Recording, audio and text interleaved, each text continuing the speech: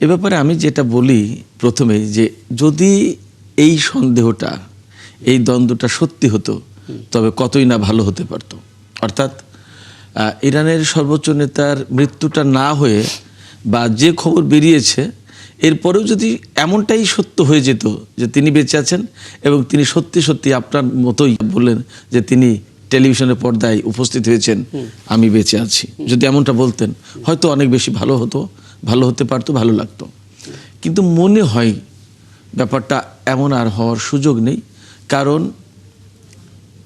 সর্বোপরি কথা, তিনি তো ইরানের সর্বোচ্চ নেতা, তার মৃত্যু, তার বেঁচে থাকা, এটা একেবারে কোনো জুয়া খেলার মতো কোনো ব্যাপার না, এটা অনেক বড় ব্যাপার। এবং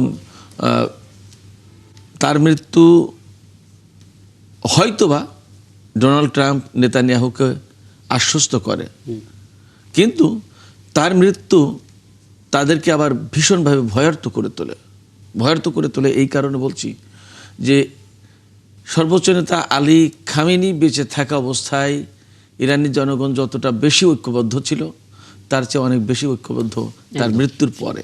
এবং তার মৃত্যুর পরে ইরান আরও যেন বেশি ডিটারমাইন এবং আরও যেন বেশি শক্তিশালী।